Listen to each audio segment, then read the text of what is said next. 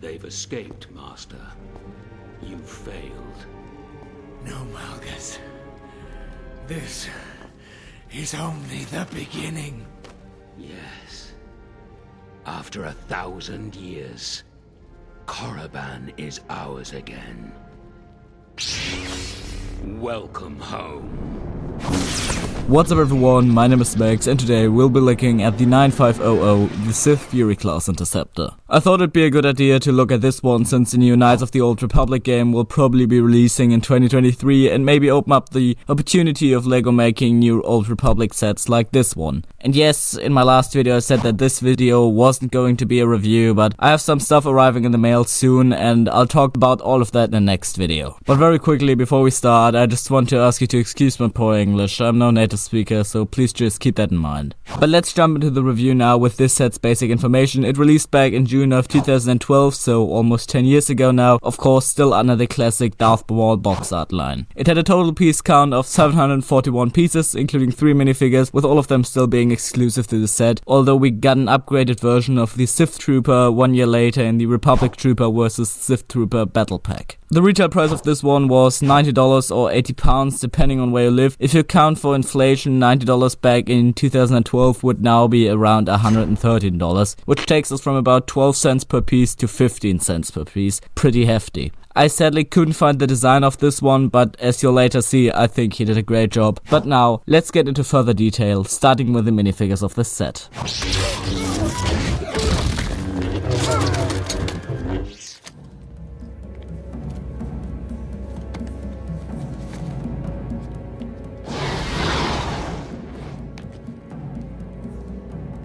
You were trusted to lead the Republic, but you were deceived.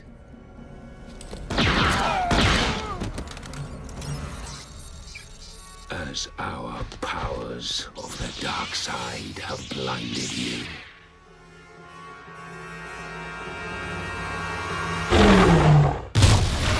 Of course, we gotta start with the reason a lot of people bought this set, Darth Malgus. The first thing that immediately meets the eye here is the armor. This piece is exclusive to the set even 10 years later. You can see all the printed detail on his chest, on the integrated mask as well as on the back, because this piece isn't actually dual molded, it's all black, so even the gunmetal gray is all printed. If we take the armor off now, you can see the same printed detail on the chest as on the armor, as well as just a lot of detail over the body, even with hip and back printing. The head is great as well, of course depicting his scarred face after battling Satil Shan on Alderaan, and I'd actually like to remove the head because I want to show you the cape, because as you can see this isn't the normal cape they use for literally everything. This only has one hole. I have no idea why they didn't use the normal cape. They didn't even reuse this cape. It's still exclusive to this set. Overall, this is, in my humble opinion, the best Sith minifigure we've ever gotten over the last, by now, almost 25 years of LEGO Star Wars. It's also the third most expensive one, right after Darth Revan and Chrome Darth Vader, going for about $100 on the aftermarket. So people that bought this set 10 years ago for retail or even less got extremely lucky on this one.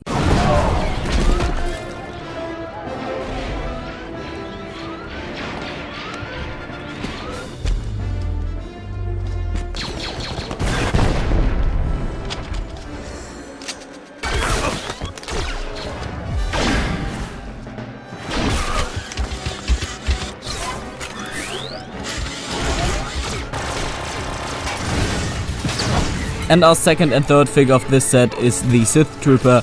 These are the OG Sith Troopers, of course, and not the newer sequel ones. Now, my main complaint about this figure is the missing leg printing. I think the torso looks great. I love the helmet mold they did for this figure with all the added detail, like the Sith Empire logo printed on there, but the legs are just kinda off-throwing. They fixed this problem a year later with the upgraded version in the previously mentioned battle pack, but let's be honest, you ain't buying this set for the Sith Trooper, and honestly, most figures pale in comparison to Darth Malgus, so I'm not mad. But let's go over the actual build now.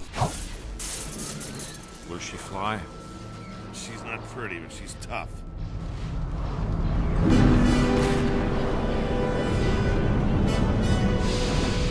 Captain, prep your ship.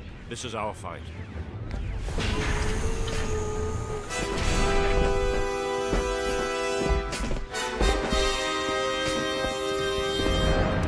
Here we have it, and I gotta say, I love the way it looks. It's actually in my top 10 sets in my collection video. A link to that should be in the top right corner right now. It's on my shorts channel, so go check it out. Anyways, let's go into further details, starting with the middle part of the ship. The first thing I want to mention is that this thing is sturdy as heck. Like, you hold it and you think this is how like the ATT should be built like. It literally feels like a tank. I digress. On the back we have this beautiful hatch with some brick build detail on there that is held by these two hinges up here, which are also being held by some more hinges back here, so that you can't just open it like this, but also like this. Obviously it isn't accurate to the actual in-universe model, but if we're talking about accuracy, the back would be connected to the cockpit, so let's ignore accuracy. Down here you can spot a little red pin, and this pin is actually the only thing connecting this area here to the ship, so if we pull here, it cleanly slides out. The space is quite limited, but what you're supposed to do is put these two Sith troopers with their guns in there and then slide it right back in its slot. I mean, it's cool that we actually get space to fit all of our figures into the model, unlike on a lot of newer sets. And you can also see that there isn't any collision between the figures inside and the hatch. If that was to happen, you'd see gaps appearing in places there shouldn't be gaps.